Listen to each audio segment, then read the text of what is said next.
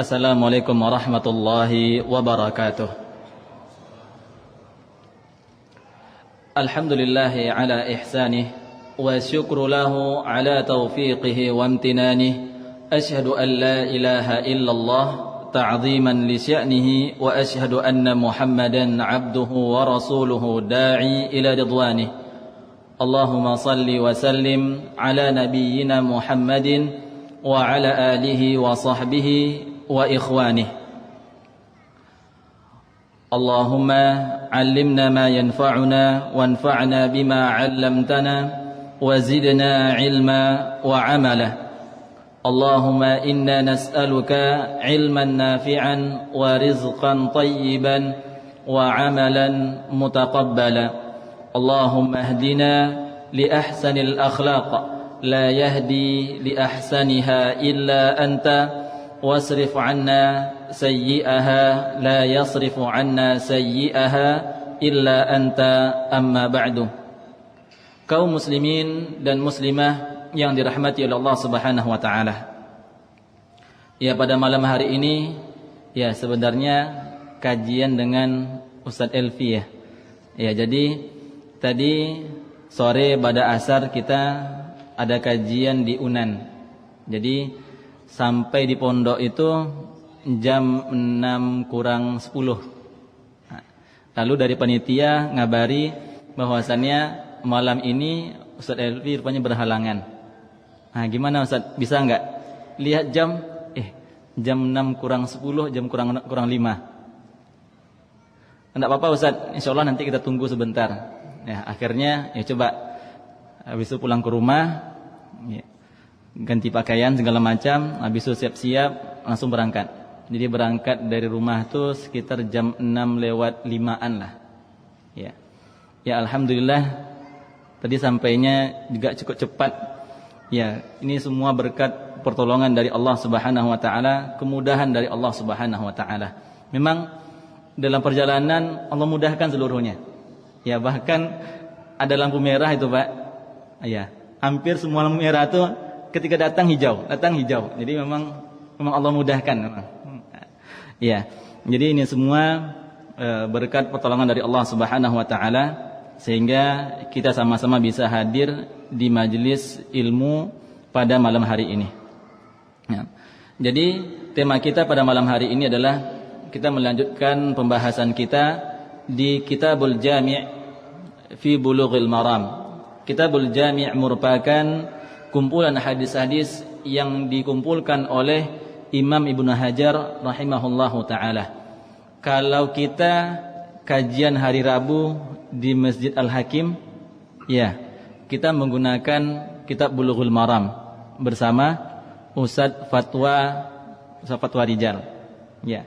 Jadi kitab Bulughul Maram ini asalnya memang kitab hadis-hadis tentang fikih, penjelasan fikih. Jadi memang kalau kita ikut kajian di Masjid Al-Hakim hari Rabu, memang kajiannya sama Ustaz Fatwa tentang fikih hadis. Ya, dari kitab Thaharah, kitab Shalah, ya. Jadi Imam Ibnu Hajar rahimahullahu taala di akhir dari kitab yang kumpulan kitab fikih hadis tadi, fikih ibadah, beliau mencantumkan Kitabul Jami'. Jadi Kitabul Jami' ini merupakan ujung dari kitab Bulughul Maram. Apa isinya? Memang ini agak berbeda daripada yang di awal. Kalau di awal pembahasannya tentang fikih ibadah, sedang Kitabul Jami' pembahasannya tentang akhlak, tentang adab-adab. Ya. Wallahu a'lam, di antara para ulama mengatakan kenapa Imam Ibnu Hajar rahimahullahu taala meletakkan Kitabul Jami' di belakang, bukan di awal. Kenapa? Karena ketika seorang mempelajari fikih terus-menerus, ya, semakin berilmu, maka biasanya orang akan cenderung apa? Akan cenderung agak sombong. Ya, agak meninggi. Jadi beliau mencantumkan Kitabul Jami' di belakang agar apa? Agar kita tahu bahwasannya di antara ilmu yang tinggi kita harus mempelajari akhlak yang mulia. Karena seberapa tinggi pun ilmu yang kita miliki, ketika kita tidak memiliki akhlak yang baik, adab yang baik, maka ya ilmu tadi tidak ada gunanya. Maka sebagaimana yang sering kita dengar istilah apa? Istilah seperti padi. Semakin berilmu, semakin berisi, dia semakin merendah. Maka inilah kenapa Imam Ibnu Hajar rahimahullahu taala meletakkan Kitabul Jami' di belakang setelah pembahasan fikih, agar kita sadar bahwasannya setelah kita mempelajari ilmu, kita harus mempelajari adab. Adablah yang paling penting. Jangan sampai kita dengan mempelajari ilmu malah hati kita semakin keras. Nanti pembahasan kita di Kitabul Jami' itu terdiri dari 6 bab. Bab yang pertama tentang adab-adab. Babul adab. Jadi beliau mencantumkan hadis-hadis tentang adab. Di hadis yang pertama beliau mencantumkan hadis haqqal muslimi 'alal muslim sittun. Ada hak sama muslim, antara muslim dengan yang lainnya ada 6 hak. Dan di bab yang kedua pembahasannya tentang apa? Tentang babul birri wassilah. Bab tentang kebaikan dan keutamaan menyambung tali silaturrahim. Ya. Dan kita telah menyelesaikan 2 bab dan kita masuk di bab yang ketiga di dalam Kitabul Jami'. Ya, bab yang ketiga pembahasannya adalah tentang apa? Tentang babuz zuhdi wal wara'. Bab tentang zuhud dan sifat wara'. Apa itu zuhud? Apa itu wara'? Ya. Di sini Imam Ibnu Taimiyah, Syekhul Islam Ibnu Taimiyah rahimahullahu taala mengatakan bahwasannya yang dimaksud dengan zuhud, ya kita selalu mendengar zuhud. Apa itu zuhud? Jadi Syekhul Islam Ibnu Taimiyah rahimahullahu taala mengatakan az-zuhdu tarku al-muharramat wal makruhat wa takrul mubahat yang berlebihan. Jadi Syekhul Islam Ibnu Taimiyah rahimahullahu taala mengatakan, apa itu zuhud? Zuhud adalah meninggalkan perkara-perkara yang diharamkan oleh Allah Subhanahu wa taala dan meninggalkan perkara-perkara makruhat yang dibenci dan meninggalkan perkara-perkara yang mubah yang berlebih-lebihan. Ini pengertian dari zuhud. Sedangkan wara adalah apa? Wara adalah meninggalkan perkara-perkara yang haram dan makruhat, perkara-perkara yang dibenci. Ini perbedaan antara zuhud dan wara. Mana yang lebih utama? Yang lebih utama adalah orang yang zuhud. Karena orang yang zuhud, mereka meninggalkan perkara-perkara yang haram. Mereka meninggalkan perkara-perkara yang makruh dan mereka meninggalkan perkara-perkara yang mubah, yang boleh tapi berlebih-lebihan. Sedangkan wara tidak. Sedangkan wara mereka meninggalkan perkara makruhat dan muharramat. Jadi zuhud dia lebih tinggi daripada wara. Nah, inilah pembahasan di bab yang ketiga tentang hadis-hadis tentang zuhud wal wara. Kita masuk di hadis yang ketiga, Ani bin Umar radhiyallahu anhuma قال أخذ رسول الله صلى الله عليه وسلم بمنكبي فقال كن في الدنيا كأنك غريب أو عابر سبيل.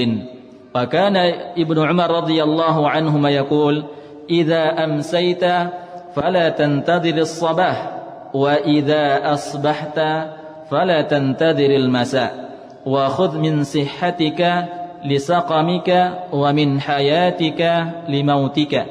Akhrajahul Bukhari.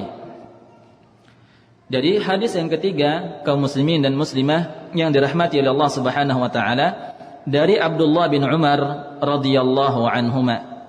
Beliau berkata, akhadha Rasulullah sallallahu alaihi wasallam bimankibayya. Bahwasannya Rasulullah sallallahu alaihi wasallam memegang bimankibayya, memegang pundakku. Jadi Rasulullah sallallahu alaihi wasallam memegang pundak dari Abdullah bin Umar. Yang mana Abdullah bin Umar di sini beliau masih seorang sahabat yang junior. Ya, jadi Abdullah bin Umar termasuk di antara kalangan para sahabat yang umurnya masih sangat-sangat junior, masih kecil umurnya, bersama dengan Abdullah bin Abbas dan yang lainnya. Kita lihat apa yang dikatakan oleh Rasulullah sallallahu alaihi wasallam kepada Abdullah bin Umar yang masih kecil umurnya. Faqala kun fid dunya ka'annaka gharibun aw 'abiru sabilin. Rasulullah sallallahu alaihi wasallam bersabda, jadilah engkau di dunia ini seperti orang yang dalam kondisi yang asing, di sebuah negeri yang asing, atau seorang yang berada di dalam perjalanan. Jadi di sini kaum muslimin dan muslimah yang dirahmati oleh Allah Subhanahu wa taala, di sini kita lihat bagaimana Rasulullah sallallahu alaihi wasallam mengajarkan kepada seorang yang masih kecil umurnya tentang apa? Tentang hakikat kehidupan. Jadi di sini Rasulullah sallallahu alaihi wasallam ingin mengajarkan kepada Rasulullah sallallahu alaihi wasallam tentang beberapa pelajaran kehidupan. Maka di sini yang bisa kita ambil pelajaran yang pertama, bagaimana Rasulullah sallallahu alaihi wasallam bersama anak-anak kecil beliau serius. Beliau betul-betul bisa bermuamalah dengan anak kecil. Ya. Jadi kaum muslimin dan muslimah yang dirahmati oleh Allah Subhanahu wa taala, di antara pengajaran yang Rasulullah sallallahu alaihi wasallam ajarkan di antara banyak hadis, ini merupakan ilmu parenting bagi untuk kita semua. Bagaimana ilmu pendidikan kepada anak-anak kita. Yang pertama, Rasulullah sallallahu alaihi wasallam di dalam mengajarkan anak-anak ada yang pertama dengan menggunakan sentuhan.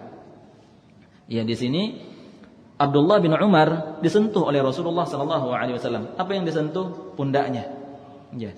Ketika kita berbicara sama anak-anak kecil yang lebih kecil umur daripada kita, ketika kita dengan menggunakan sentuhan, maka kalimat yang ingin kita sampaikan itu akan lebih mudah untuk diterima. Nasihat yang kita sampaikan itu akan mudah untuk diterima. Ya. Sebagaimana kaum muslimin dan muslimah yang dirahmati oleh Allah Subhanahu wa taala, jangan pernah meremehkan untuk menyampaikan kebaikan kepada anak kecil. Kita lihat dan kita rasakan juga bagaimana dulu guru-guru kita yang ketika di SD kita diajarkan oleh guru-guru kita. Bahkan sampai sekarang kita terasa apa yang diajarkan oleh guru-guru kita tersebut. Ya, saya masih ingat ketika saya masih SD. Jadi ada guru tuh, gurunya cukup sudah tua, sudah sangat senior umurnya. Beliau mengatakan kepada kami ketika itu, kalian ketika pagi-pagi itu tidak boleh duduknya seperti ini. Ya, menyandarkan apa? Menyandarkan ke tangan kayak gini. Kata beliau apa? Kalau kalian duduknya seperti itu pagi-pagi, apa katanya? Nanti besar kalian akan banyak hutang. Ya. Kalian besar nanti akan hidupnya susah. Ya. Kenapa? Karena di sini yang beliau katakan, kalau kita memulai hari dengan malas-malasan, maka kita tidak akan bisa menjadi orang yang sukses. Maka yang beliau sampaikan adalah apa? Awali hari itu dengan apa? Dengan betul-betul niat yang sungguh-sungguh, betul-betul kita dengan semangat yang penuh di pagi hari. Intinya jangan sia-siakan waktu pagi hari. Pagi hari bukan waktunya untuk bersantai-santai. Jadi ini yang beliau ingin sampaikan. Dan itu terasa sampai sekarang pun kita terasa apa yang beliau katakan. Bahwasannya di pagi itu jangan bermalas-malasan. Di pagi hari itu maksimalkan. Apakah itu ibadah, apakah itu menuntut ilmu dan yang lainnya. Dan ini juga relate dengan apa? Dengan apa yang disampaikan oleh Rasulullah sallallahu alaihi wasallam. Bahwasannya umatku akan diberkahi oleh Allah Subhanahu wa taala kapan? Fi bukuriha. Ketika di pagi hari. Ya, di pagi hari hendaknya kita memulai dengan apa? Dengan suatu yang baik. Dengan apa? Dengan aktivitas yang baik. Ya. Bahkan beberapa hari yang lalu saya ada mendengar video, ada seorang yang sukses yang mengatakan, dia bertanya, "Bapak kok bisa sukses ini? Rahasianya apa?" Bapak ini adalah seorang pengusaha. Dia katakan apa? "Kalau saya simple aja. Ya, saya itu ketika pagi hari saya berusaha untuk mengawali hari itu dengan kebaikan. Ya. Jadi diawali dengan sholat, diawali dengan bersedekah di pagi hari. Kalau kita mengawali hari dengan kebaikan, maka nanti di siang hari dan di malam hari kita akan mendapatkan hasil dari kebaikan yang kita kerjakan di pagi hari." Ya. Begitupun sama kalau kita juga seorang pedagang, seorang pengusaha, kalau kita di pagi hari memulai hari dengan berzikir kepada Allah, dengan salat berjamaah, salat subuh berjamaah dan bersedekah, maka ketika kita di pagi hari itu, ketika kita melayani konsumen itu dalam kondisi yang baik. Ya. Di siang hari kita dalam kondisi yang baik, maka di malam hari kita akan mendapatkan hasil yang baik juga. Maka ini merupakan merupakan hal yang penting bagi kita. Maka di sini kita lihat bahkan bukan hanya Abdullah bin Umar, Abdullah bin Abbas juga sama, dan sahabat-sahabat junior yang lain juga sama. Bahwasannya kita lihat bagaimana Rasulullah SAW dalam mengajarkan tentang makna kehidupan kepada anak-anak yang masih kecil sekali. Jadi intinya jangan pernah meremehkan apa yang kita sampaikan kepada anak kecil. Jangan pernah meremehkan nasihat walaupun yang kita sampaikan kepada anak kecil. Bisa jadi yang kita sampaikan tersebut dia tergiang-giang sampai dia dewasa. Kita tunjukkan dia sebuah kebaikan, maka dia akan selalu mengingat-ingat kebaikan tersebut. Maka ini di antara Di antara pengajaran Nabi sallallahu alaihi wasallam. Yang pertama ada dengan sentuhan. Yang kedua ada dengan pertanyaan. Contohnya Atadruna mal muflis? Tahukah kalian siapa itu orang yang bangkrut? Para sahabat bingung. Maka para sahabat mengatakan, "Al-muflisu fina man laisa dirhama wala mata'." Kata para sahabat, orang yang bangkrut itu adalah siapa? Adalah orang yang tidak memiliki dirham, yang tidak memiliki duit, yang tidak memiliki harta. Maka Rasulullah SAW katakan, "Al-muflisu ya'ti yaumal qiyamah." Rasulullah SAW katakan, orang yang muflis, orang yang bangkrut, kata Rasulullah SAW, nanti di hari kiamat dia membawa pahala yang banyak. Yang mana pahala yang banyak ini habis. Disebabkan apa? Disebabkan dosa yang dia kerjakan. Di antara dosa yang dikerjakan adalah ghibah, sehingga pahalanya habis walaupun dia membawa pahala yang sangat banyak, karena dia menggibahi orang lain, menzolimi orang lain, sehingga pahalanya dia bagikan kepada orang-orang yang dia zolimi. Jadi yang kedua, metode Rasulullah SAW adalah dengan adalah dengan pertanyaan, sehingga para sahabat bersemangat. Ini maksudnya apa? Yang ketiga adalah dengan bilangan. Contohnya adalah ibtaghu sab'al mubiqat. Hati-hati atau waspadalah dari 7 perkara. Sehingga Rasulullah SAW menyebutkan satu persatu. Yang berikutnya adalah beliau dalam mengajarkan terkadang ada dengan muqaddimah. Ya, ada pembukanya. Contohnya adalah di hadis, "Ya Mu'ad, inni uhibbuka." Wahai Mu'az, aku mencintaimu. La tada'anna fi duburi kulla salatin Allahumma a'inni ala dzikrika wa syukrika wa husni ibadatik. Ya, wahai Mu'ad, aku mencintaimu. Maka Rasulullah SAW katakan, jangan engkau tinggalkan doa ini. Apa doanya? Allahumma a'inni ala dzikrika wa syukrika wa husni ibadatik, di dalam salatmu. Jadi Rasulullah SAW katakan dengan Dengan kasih sayang, dengan muqaddimah. Ya, kalau kita katakan misalkan, Masya Allah antum luar biasa, Masya Allah anaknya luar biasa. Lalu kita sampaikan, ya, ini akan lebih cepat untuk melengketnya, lebih cepat untuk dipahami oleh si anak. Jadi ini dia di antara bagaimana pengajaran Nabi sallallahu alaihi wasallam. Karena kita ingat bahwasannya Allah Subhanahu wa taala berfirman, "Laqad kana fi Rasulillahi uswatun hasanah." Sungguh telah ada dalam diri Rasulullah sallallahu alaihi wasallam suri tauladan. Jadi Rasulullah sallallahu alaihi wasallam memiliki suri tauladan dari segala aspek. Kalau kita ingin mencari contoh yang terbaik, maka contohlah Rasulullah sallallahu alaihi wasallam. Dari segala bidang, dari segala dari pertama misalkan dari permasalahan leadership, masalah kepemimpinan. Kita lihat bagaimana Rasulullah sallallahu alaihi wasallam memimpin kaum muslimin, dan pemimpin yang terbaik itu adalah pemimpin yang melahirkan pemimpin-pemimpin yang lainnya. Jadi di antara contoh pemimpin yang baik adalah pemimpin yang menghasilkan pemimpin-pemimpin yang lainnya. Kita lihat bagaimana Rasulullah sallallahu alaihi wasallam menyiapkan khulafar rasyidin yang menggantikan Rasulullah sallallahu alaihi wasallam. Ada Abu Bakar, Umar, Utsman dan Ali. Dan juga yang lainnya. Bagaimana Rasulullah sallallahu alaihi wasallam mengajarkan tentang sebuah kepimpinan.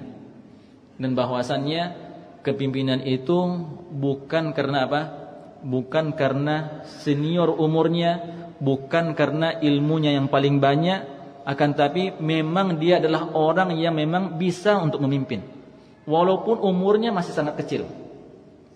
Kita lihat Rasulullah sallallahu alaihi wasallam tidak memberi Abu Dzar sebagai pemimpin. Bahkan Rasulullah sallallahu alaihi wasallam katakan, "La tas'alil imarah." Jangan meminta untuk menjadi pemimpin. Bahkan Rasulullah SAW katakan kepada Abu Dzar bahwasannya Abu Dzar tidak diizinkan oleh Rasulullah SAW untuk memimpin walaupun hanya 2 orang. Tidak diizinkan oleh Rasulullah SAW untuk memimpin. Kenapa? Karena Abu Dzar walaupun dia adalah sahabat yang senior, ilmunya banyak, akan tapi di dalam masalah kepimpinan Abu Dzar tidak memiliki kepimpinan. Maka seorang yang leader sejati, dia mengerti bahwasannya orang ini pantas mendapatkan hal ini, orang ini bisa seperti ini. Maka itulah yang kita lihat bagaimana Rasulullah sallallahu alaihi wasallam sebagai sebagai seorang yang memiliki leadership. Dalam dalam sebagai seorang suami, sebagai seorang ayah, banyak sekali yang bisa kita contoh dari Rasulullah sallallahu alaihi wasallam.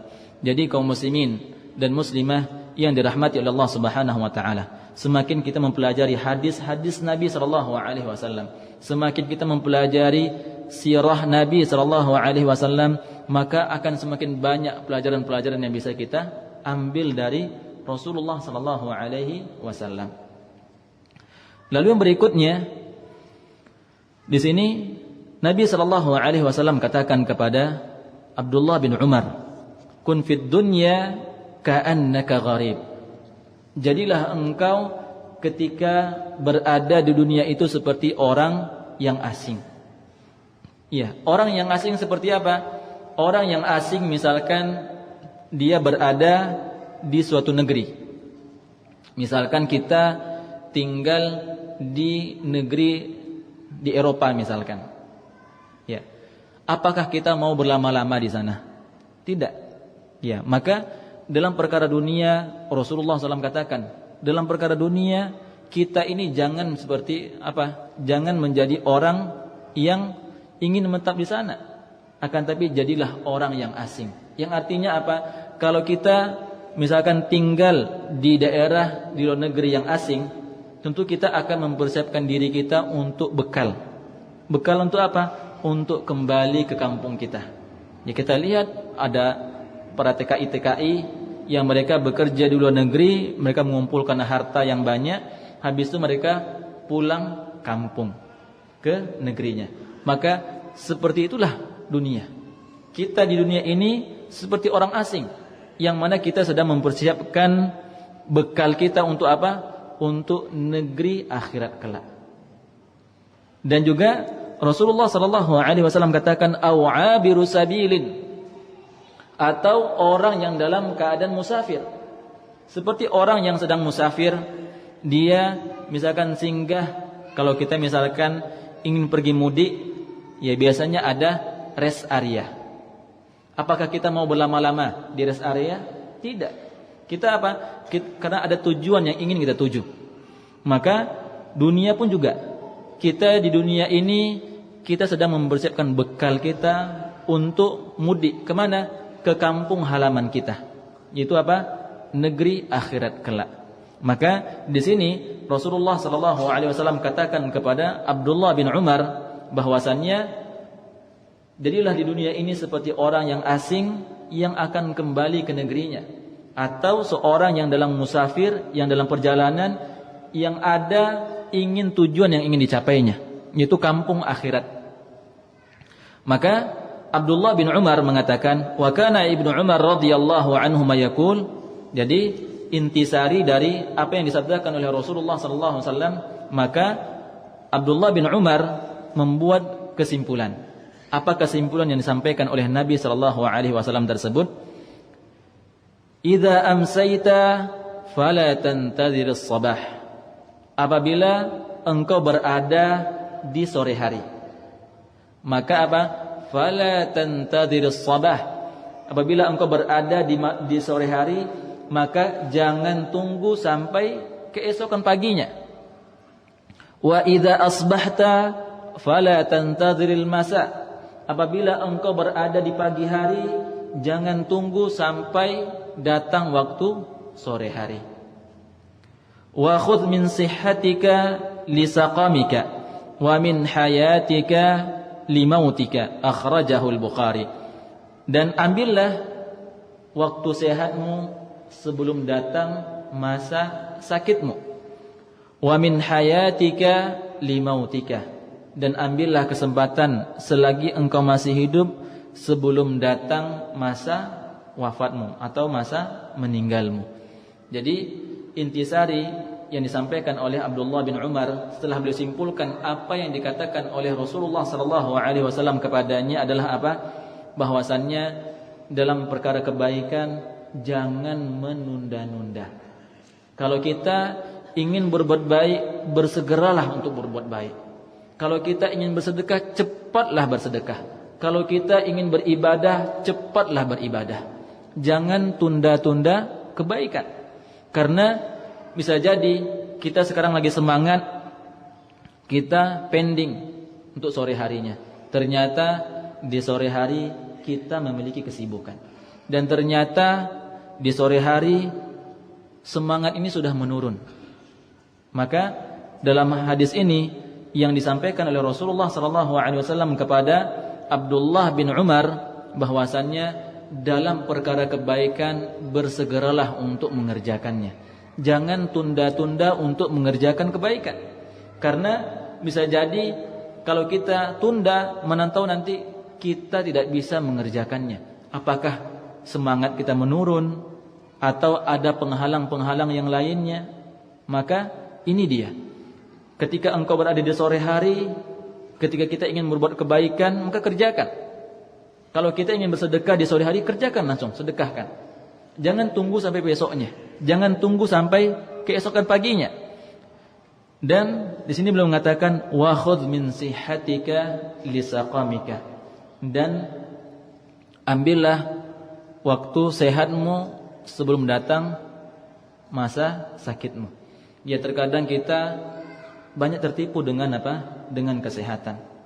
Ya, kita merasa dalam kondisi sehat kita bisa melakukan banyak hal. Dan ternyata ketika kita sakit kita baru merasakan betapa besarnya nikmat kesehatan. Jadi yang bisa melihat betapa nikmatnya orang yang sehat adalah siapa? Adalah orang yang sakit. Maka selagi kita masih sehat, maka perbanyaklah apa? Melakukan kebaikan. Maka perbanyaklah untuk beribadah. jangan sia-siakan apa? Nikmat kesehatan yang Allah berikan kepada kita. Wa min hayatika limautika, dan waktu semasa hidupmu maka maksimalkanlah. Karena apa? Karena kalau kita telah meninggal dunia, kita tidak bisa lagi untuk menambah amalan-amalan kita. Maka dalam hadis ini Rasulullah SAW menyampaikan kepada Abdullah bin Umar bahwasannya dalam kebaikan bersegeralah untuk mengerjakannya. Dan ini yang betul-betul dipegang oleh Abdullah bin Umar sampai dia dewasa, sampai dia besar, dia pegang apa yang dikatakan oleh Nabi SAW. Dalam perkara kebaikan dia bersegera untuk mengerjakannya tanpa untuk ditunda-tunda. Maka di sini kaum muslimin dan muslimah yang dirahmati oleh Allah Subhanahu wa taala, kita memang sering tertipu dengan apa? Dengan kenikmatan yang Allah berikan kepada kita. Ketika kenikmatan tersebut telah hilang, baru kita sadar betapa pentingnya, betapa mahalnya kenikmatan tersebut. Di antara kenikmatan juga yang Allah berikan kepada kita adalah kenikmatan rasa aman. Rasa aman dalam beribadah, rasa aman dalam bekerja, rasa aman ketika kita bersama keluarga. Ini merupakan kenikmatan yang besar yang Allah berikan kepada kita. Ya, kalau kita lihat saudara-saudara kita yang berada di Palestina, di Suriah, di beberapa tempat yang mana mereka hilang apa? Kehilangan nikmat keamanan. Bahkan mereka untuk beribadah saja mereka susah. Untuk mencari kerja juga susah. Yang mereka ditakuti, mereka merasa ada ketakutan. Maka di sini kaum muslimin dan muslimah yang dirahmati Allah Subhanahu wa taala, kunci kebahagiaan adalah apa? Di antaranya menjadi orang yang qanaah, merasa cukup dengan apa yang Allah berikan kepada kita. Dan di antara kebahagiaan juga adalah kalau kita ingin harta kita berkembang, ingin harta kita Allah Subhanahu wa taala berkahi, maka caranya dengan apa? Dengan memperbanyak bersedekah. Ya. Jadi kalau kita ingin harta kita berkembang, maka caranya dengan memperbanyak bersedekah. Kalau dulu kita belajar, apa Pak kita belajar dulu? Hemat pangkal kaya. Ya. Justru yang benar itu adalah apa? Sedekah pangkal kaya. Semakin kita banyak bersedekah, maka harta kita akan diberkahi oleh Allah Subhanahu wa taala. Jadi, kalau kita ingin harta kita banyak berkembang, maka caranya dengan memperbanyak berbagi, memperbanyak bersedekah. Kalau kita ingin dimudahkan urusan kita, maka caranya bagaimana? Mudahkan urusan orang lain. Apa kata Rasulullah SAW yang sudah kita pelajari? Man yassara ala mu'sirin yassarahu Allahu fid dunya wal akhirah. Barang siapa yang memudahkan urusan orang lain, maka Allah mudahkan urusan dia di dunia maupun di akhirat kelak. Kalau kita ingin urusan kita dimudahkan oleh Allah Subhanahu wa taala, caranya bagaimana? Mudahkanlah urusan orang lain. Misalkan kita sebagai pejabat, sebagai pemimpin, sebagai pimpinan, kalau kita mudahkan orang lain, mudahkan anggota kita, maka Allah Subhanahu wa taala akan mudahkan urusan kita. Lalu kalau kita ingin lebih berilmu, bagaimana caranya? Iya. Caranya adalah banyak-banyak berbagi ilmu, sharing ilmu. Ya. Jadi cara belajar yang terbaik itu adalah bukan dengan banyaknya belajar, akan tapi dengan banyak berbagi, dengan banyak apa mengajarkan orang lain. Ya, sebagaimana dan ini sering saya sampaikan juga. Saya dulu bahkan ketika di pondok itu termasuk orang yang susah menghafal. Ya, karena dulu saya dari sekolah negeri SMP masuk pondok ngulang lagi dari awal. Jadi teman-teman yang lainnya kebanyakan mereka dari sekolah SDIT yang mereka sudah terbiasa menghafal Al-Quran, menghafal hadis. Saya ketika itu masih susah, sehingga saya sangat-sangat ingin berlomba juga dengan yang lain. Coba menghafal susahnya luar biasa. Akhirnya saya pernah baca buku ketika itu, ada buku, sebuah buku, para ulama mengatakan apa? Di antara makanan itu bisa membantu apa? Untuk memudahkan hafalan. Ya ternyata Pak, ada makanan itu berpengaruh dengan hafalan. Ya. Saya baca tuh. Di antaranya apa? Di antaranya makan kismis. Ya. Kismis itu kalau kita sering makan itu akan menguatkan apa? Akan kita lebih cepat mengingat, lebih cepat ngafal. Ya. Jadi ketika itu saya belilah kismis. Ya, biasanya kismis untuk apa, Pak? Ya, untuk kue. Ya, kita beli. Ya, kita beli kismis, kita makan kayak gitu aja. Ya, kadang ada rasa asam-asamnya. Kalau yang di Saudi, kismisnya warnanya hijau. Ya, agak terang warnanya. Karena kismis itu dari apa? Dari anggur. Anggur yang dikeringkan, dia menyusut, jadilah dia kismis. Ini yang pertama. Yang kedua, ada namanya apa? Namanya, saya dulu beli teh peganggan. Ya, peganggan ini adalah apa? Sayuran yang biasanya dia tumbuh di dekat sawah. Peganggan, iya Pak, peganggan. Ya. Jadi dibuatlah dia seperti teh yang diseduh. Dan itu katanya untuk apa? Untuk menguatkan hafalan. Untuk apa? Agar kita cepat menghafal. Dan ketika itu saya beli juga. Saya beli juga teh peganggan itu. Lalu di antara yang lain juga yang untuk menguatkan hafalan adalah apa? Adalah buah delima. Buah delima itu juga merupakan apa? Kalau kita selalu mengonsumsi buah delima, itu akan menguatkan hafalan kita. Jadi ternyata makanan itu berpengaruh dengan hafalan. Dan bahkan ada beberapa tempat tahfiz, dia mengisyaratkan ada makanan-makanan tertentu yang tidak bisa dimakan. Ya, kita orang Sumbar, orang Minang nih ya agak susah nih Pak. Jadi syaratnya adalah apa? Kalau masuk tempat tahfiz itu syaratnya apa? Yang pertama, tidak boleh makan cabai, tidak boleh makan yang pedas-pedas. Karena makan pedas, makan yang panas-panas itu apa? Itu dapat apa? Dapat mengurangi apa? Mengurangi fungsi otak. Jadi memang ini berat nih. Jadi syekh tersebut apa? Dia membuat pelatihan. Buat pelatihan apa? Untuk hafalan, menghafal Al-Qur'an. Yang ikut tuh ramai Pak, orang Minang. Tapi yang survive, yang bertahan itu hanya 2 orang atau sampai 1 orang. Karena pantangannya berat. Ya kita kadang orang Minang nih ini pula susahnya. Ya kalau makanan tuh harus padeh. Nah, dia pantangan itu. Nggak boleh makan yang pedas-pedas. Dan nggak boleh makan yang panas-panas dan pedas-pedas. Karena itu apa? Akan mempengaruhi dengan apa? Dengan hafalan. Jadi memang kalau kita ingin bersungguh-sungguh untuk menghafal Al-Quran itu Pak, ya tantangannya juga luar biasa. Makanya para ulama mereka sangat berhati-hati dengan makanan. Karena ada makanan-makanan tertentu yang dapat apa? Yang dapat merusak hafalan. Ya. Jadi saya mengalami demikian. Jadi untuk menghafal itu luar biasa susahnya.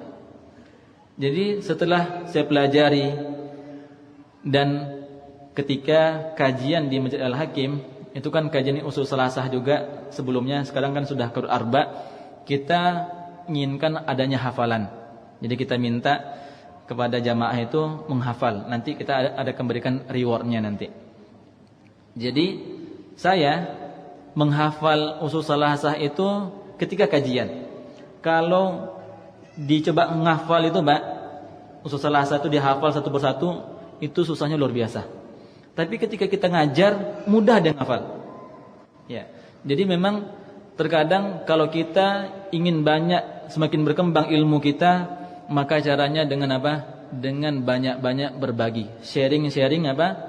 Berbagi ilmu. Itu diantara apa? Cara agar kita ilmu kita semakin Allah berkahi. Ya, bukan dengan kita diam-diam, semakin banyak kita sharing, berbagi, ilmu itu akan semakin bertambah. Maka jadi kalau kita ingin harta kita semakin berkembang, maka caranya banyak-banyak berbagi harta. Kalau kita ingin ilmu kita semakin bertambah, maka banyak-banyak berbagi ilmu. Misalkan seorang suami pulang dari kajian, dia sampaikan ilmu yang dia dapatkan kepada istrinya. Nah, nanti dia akan sampaikan kepada yang lain yang bisa sesuai dengan kadar kemampuannya. Ya. Kalau kita, yang ketiga, kalau kita ingin dimudahkan urusan kita, maka caranya apa? Mudahkanlah urusan orang lain. Kalau kita ingin dibantu, maka perbanyaklah membantu orang lain. Sebagaimana Rasulullah SAW katakan, wallahu fi aunil abdi ma kana al abdu fi auni akhihi. Allah Subhanahu wa taala senantiasa membantu hambanya, manakala hamba tersebut apa? Senantiasa membantu orang lain, membantu hamba yang lain. Jadi kalau kita ingin dibantu dalam setiap permasalahan yang kita hadapi, maka banyak-banyaklah membantu orang lain. Kalau kita ingin hidup bahagia, ingin hidup tenang, maka caranya apa? Sering-seringlah membuat orang bahagia. Ya, membuat orang bahagia tidak harus dengan harta. Ya, tidak harus dengan apa? Dengan harta. Bisa juga dengan apa? Dengan akhlak. Akhlak dengan apa? Dengan senyuman. Rasulullah sallallahu alaihi wasallam katakan, la tahqiranna minal ma'rufi syai'a walau talqa akhaka biwajhi talqin. Rasulullah sallallahu alaihi wasallam sabda, la tahqiranna, jangan engkau meremehkan sesuatu walaupun itu apa? Walaupun itu adalah senyuman yang engkau senyum kepada saudaramu. Tak kala kita senyum kepada saudara-saudara kita, orang yang melihat kita akan apa? Akan lebih bahagia. Maka Allah Subhanahu wa taala berikan kebahagiaan kepada kita. Jadi ini di antara apa pelajaran yang bisa kita ambil, bahwasannya kalau kita ingin hidup bahagia, maka sering-seringlah membuat orang bahagia.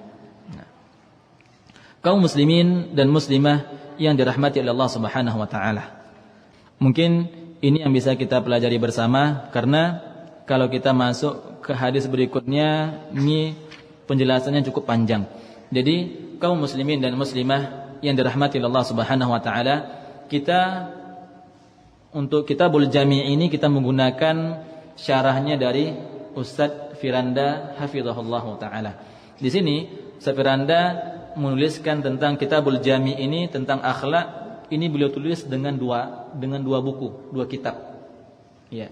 Jadi beliau Masya Allah, jadi beliau jelaskan itu dengan rinci, dan memang sangat-sangat relate sekali dengan kehidupan kita. Maka kitab rujukan yang kita pakai adalah apa? Dalam syarah Kitabul Jami' kita menggunakan syarahnya Ustaz Firanda hafizahullahu taala. Jadi nanti kalau kita ingin mengikuti pelajaran, bisa kita di antaranya download Bekal Islam, aplikasi Bekal Islam itu sudah ada kitab-kitab dari karya Ustaz Firanda hafizahullahu taala. Dan kita ini sudah hampir di ujung ini, Pak. Sudah hampir di ujung, yang mana setelah ini kita akan pindah ke kitab yang kedua, dan pembahasannya juga luar biasa. Sangat-sangat banyak yang bisa kita ambil dari faedah-faedah dari hadis-hadis Nabi sallallahu alaihi wasallam. Nah, ya. Mungkin ini yang bisa kita pelajari bersama. Kita cukupkan dengan membaca doa kafaratul majelis. Subhanakallahumma wa bihamdika asyhadu an la ilaha illa anta astaghfiruka wa atubu ilaik. Assalamualaikum warahmatullahi wabarakatuh.